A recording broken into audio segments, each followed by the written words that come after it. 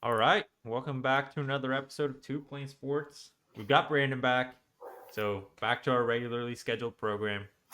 Awesome to have the Tennessee guys on here. Hope you guys all enjoyed the episode. If you haven't watched it, I want to get a preview of this weekend's game with some pretty good information. These guys obviously love the Volunteers, so they know everything there is to know about that team. Go check it out. It's our last video.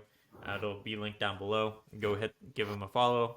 For today's video, we're basically just going to update what's been going on with this Oklahoma team since Monday's video, injury report, what we're hoping to see now that we know, have a better idea of who is going to be on the field for Oklahoma, and know a little bit more who's not going to be on the field for Tennessee potentially. And then score predictions at the end, especially since Brandon didn't get to give his in the last video. We'll get his. Before we get into all of that, make sure to like, comment, subscribe.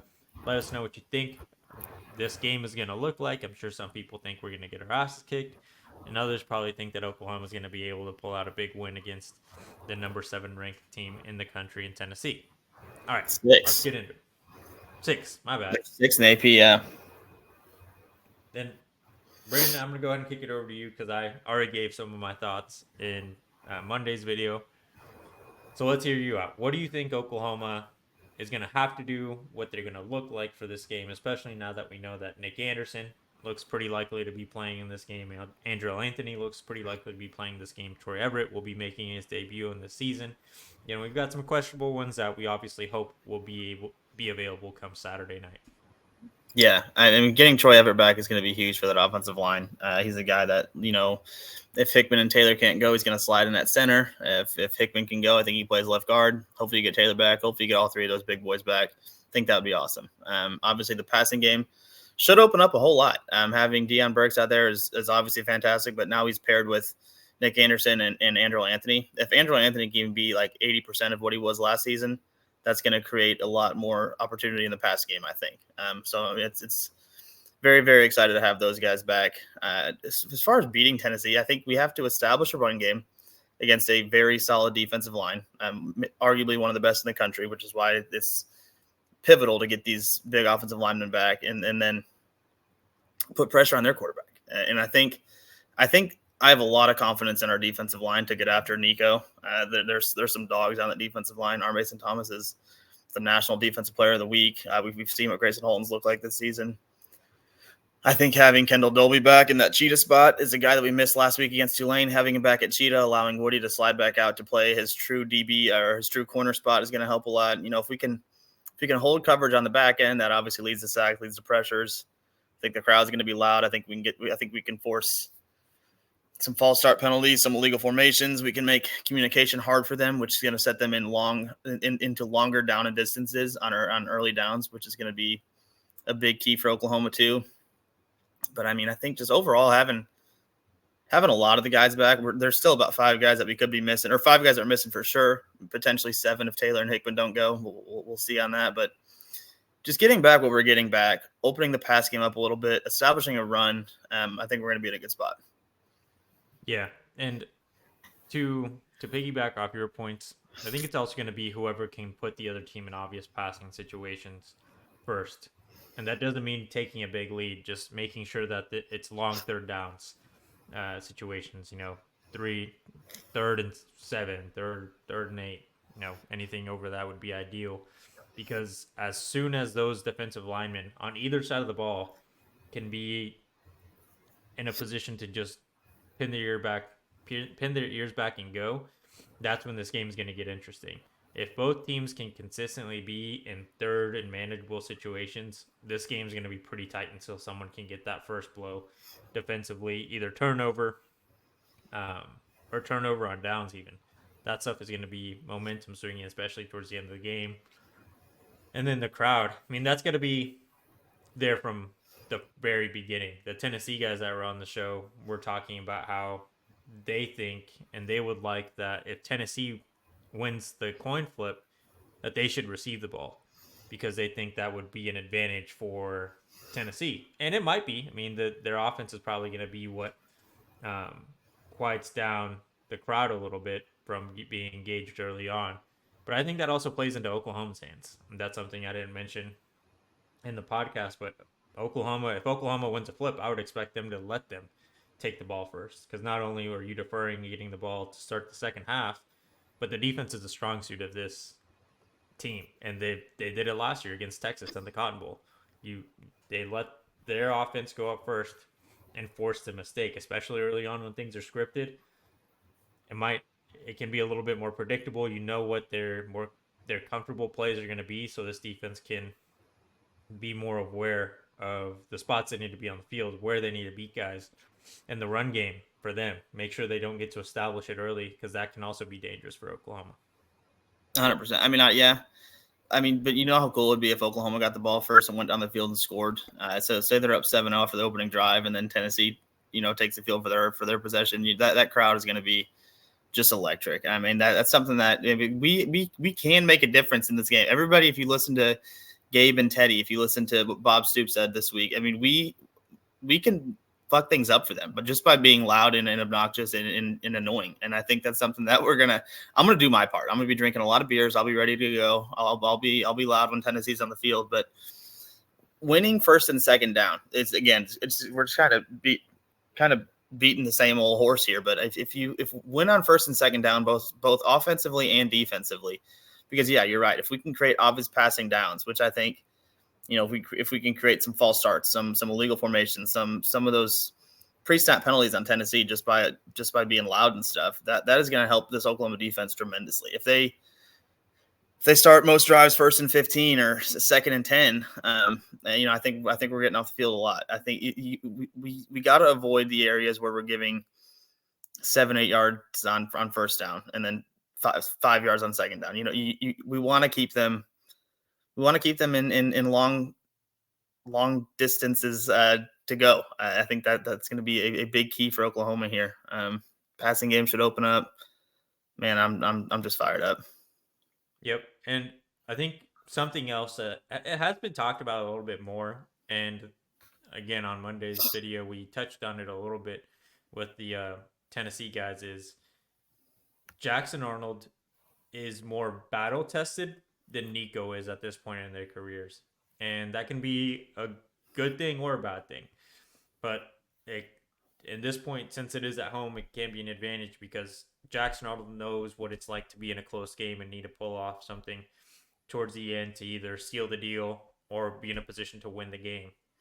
Nico, on the other hand, every game he's played has been kind of an ass kicking, and it's because they just have looked that good. But if the Oklahoma defense can keep this game tight, and the offense can make enough plays to, beat up 3, and then they have the ball back with a couple minutes to go in the game, I have enough confidence that in this defense they can make an opportunistic stop. And if the offense needs to go out there, if it's the other way around and our offense has a couple minutes to make a game-winning drive, I think Jackson Arnold is more mentally prepared to do that than Nico at this point, just because you've seen one do it and the other one hasn't, and you don't know how rattled a young quarterback like this could get in a true road game with a rowdy crowd going against them. Like how difficult it is to communicate in these situations, especially when we're already seeing Jackson Arnold have a hard time with the communication, the comm system in their helmets. It's a brand new thing. I don't know what it's been like for Nico, but most of these games have been at home for him or neutral sites. Mm-hmm. This is going to be it's going to be hard for him to hear anything that Josh Heupel or the offensive coordinator has to say in his headset. Yeah. So the thing that's is if you go anywhere around, if you ask your coworkers, if you ask somebody on the street, OU fans on Twitter, Instagram, whatever, for the most part, I mean, there are Sooner fans that are locked in and think we're going to win this game. But, the national media thinks we're going to lose by 1,000. A lot of people think, we're in trouble. We're fucked. It's might as well not take the field type situation. So Tennessee, neither of us have played, world beaters. I'll lead with that. But Tulane's a good club, and Oklahoma has a win over Tulane. The Houston game obviously sucked. In Temple, we did what we're supposed to do against Temple. Tennessee beat 2 horrible programs in Chattanooga and Kentucky State. There was a bottom 25 list that somebody made. I saw it yesterday. Kentucky State was number 1 on the bottom 25, meaning they are the worst FBS program according to this guy's rankings. I think it was an on 3 or something, or 2 4. It doesn't matter. I'll find it and I'll text it to you. But they beat two really terrible teams, and they beat a North Carolina State team that was in a tie game, I think, with Western Carolina in the third quarter. Or I mean, it was a very competitive game until they pulled away and ended up winning by like 17. But Western Carolina is dog shit. So like Tennessee beat three really bad teams. We beat two really bad teams and beat a good team. Granted, the second win against a really bad team was not impressive. That's a game that we were hitting the panic button on a little bit, being there live in the stadium. That sucked. But, I think we showed a lot of improvement in that Tulane game, and now we're getting some guys back. So this is without a doubt Tennessee's toughest competition of the season so far. They're coming into an environment that they haven't seen yet this season because they've been home for two games and the neutral site in the Duke's Mayo Bowl against NC State, which is not going to be, an environment like they're going to see in Norman on Saturday. And I think just with Nico being so young, because he there was times in that NC State game where he was rattled. He threw two picks, one being an 87-yard pick six. I think he could be kind of not an athlete, pissing down his leg a couple times in this game just because he is so young and this is his first start in a place that's going to be rocking. College game days there. It's a nighttime environment. It's going to be loud. I think we can get to him there. And I think that is something that these Tennessee fans or these national pundits aren't really taking into consideration as much as I feel like they should.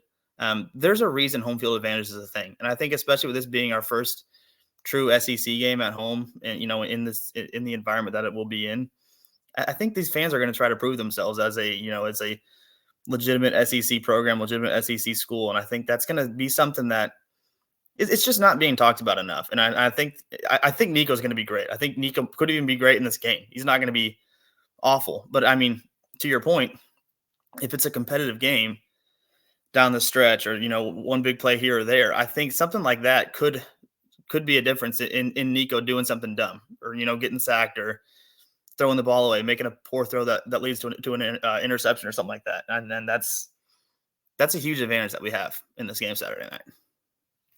Yep, agreed. And on the offensive side, it's can you do what you did in the first half versus Tulane for a full 60 minutes? And it's not expecting perfection by any means. I don't think that's fair for anyone to expect, especially of this offense right now where it's at in its growth. But being able to at least put drives together, scoring drives, either a field goal or touchdown, ideally, but long drives too. I mean, that's one thing that I loved about last game versus Tulane is that first scoring drive took almost 6 minutes off the clock, if I remember correctly. And that's one thing that Oklahoma has not been able to do in recent history is putting methodical drives together and keeping an offense off the field, especially one as high powered as Tennessee's is right now, is key to making sure that they don't start, feeling loose and ready to go every 30, 45 minutes or 45 seconds to a minute. Because then both our defense is going to get tired and gassed by the end of the first half. And that offense is just going to be rolling at that point if we let anything like that happen. Yeah, and I think to your offensive point, in the first half last week against Tulane, it did start off. The first half was incredible. 21 points. I think 3 out of 5 3 out of the 5 first drives ended up being touchdowns. They had one drive before the half that should have been a field goal, but they took a dumb delay of game penalty that cost them points there. Things like that. And then I think in the second half, Tulane was able to settle down because they realized that Oklahoma was not pushing the ball downfield at all. We were trying to run the ball and throw, balls that were about 10 yards and shorter was pretty much the offense in the second half there. And I think that is something that allowed Tulane to really settle in and look like and make the game what they did, came back and, damn near stole the thing. But I think if the offensive line allows, which is a big question mark, probably the biggest question mark of this game, because again, that Tennessee front seven on defense is one of the best in the country. We all know what Pierce is about. There's some dogs on that defensive line. So if the offensive line can protect, I think having Nick and Andrell back with Deion Burks is going to allow them. Because I think against Tulane, and I could be wrong here, but I think they only threw the ball, air yards, like more than 15 yards 2 or 3 times, and they were all incomplete passes. I think having a solid trio of receivers again with Deion, Nick, and Andrell should allow for us to force the ball downfield and not be so one-dimensional on offense, and that's going to keep Tennessee a little bit more on their heels, and where they can't lock in and just load the box and blitz and stuff like Tulane did in the second half, and where they were very successful. We have to be able to open up a legitimate downfield passing game, even a couple times. Just hit one, hit another one, and keep them honest. Yeah, just got to be locked in for a full 60 on this one. I mean, I think we can wrap it up with with one last thing here. X factors for this game for Oklahoma and score prediction from Brandon. You want to go first? You go first. Give All me a right. second. So X factor, the obvious on the offensive side of the ball is going to be the offensive line. But if I'm going to pick, narrow it down to one specific player, I'm going to go to Taylor Tatum. Is he going to be the guy that ends up taking over and putting these and helping Oklahoma establish their own game? I think Javante Barnes has gotten the most carries right now out of the entire running back room. So wouldn't be surprised if he is the one that helps really establish that. Taylor Tatum's kind of your change of pace guy. Or they have been also playing a lot of two back formations. So what that looks like for Oklahoma on the defensive side, I'm gonna go with the front seven. You have to put pressure on Nico and being able to stop the run. Um, that's going to be key. I think Tennessee fans have made that one pretty clear. Like Josh Heupel is very similar to what Lincoln Riley's offense is and Jeff Levy's and by that I mean it's like they have to establish a run game. If they don't, then it's really like any other offense. It shouldn't be surprising if you don't have a run game. It's going to be impossible to throw the ball because you're basically telling the defense we don't really care to try to beat you on the ground. So just sit back and rush through, drop 8, and we're going to try to beat you that way. That's just not really possible with this defense. So stopping the run with the defensive line and just getting pressure on Nico every possible chance doesn't mean getting the full sack. Just getting him to hesitate on his read will create a lot of opportunities for Oklahoma. Yeah, I think, so I'm going to go offensively. I'm going to take whoever's matched up with Pierce. He's their biggest game wrecker along that defensive front. He's a lot of people's number one player in the country. The dude's a stud. So whether you put Taylor on him or you put Sexton on him or whoever it might be, I think that guy's going to have to do a solid job holding his own. And I think you're going to have to throw some tight end help there a lot of the times. I think a guy like, Jake Roberts or Bauer Sharp are going to have to kind of sit back every now and again and kind of help chip him or, kind of you have to slow that guy down and kind of take your chances with the rest of them. And I think we'll do a fine job there. And if you can slow down Pierce and kind of get some run game going, and you pick Taylor Tatum, but again, you have to be able to run the ball. I think we have to be in second and third and manageable. If we're playing 3rd and 12, 3rd and 13 situations, we're going to be in for a long night, I think, because that's when those guys can really just let it fly at Jackson Arnold, and that's not where we want to be. With Jackson kind of sitting back there being a target. And defensively, I want to agree with you because I think that's the most easiest and obvious answer. You have to stop the run game, and in order to do that, you got to have that front seven looking good. I think the rotation has to be good. Rotate when you can, kind of do like what you did in that BYU game that you went to. Where they're trying to, anytime where they're subbing out, I think you got to take your time getting out there. They can't snap the ball until you're set. That's the college football rule.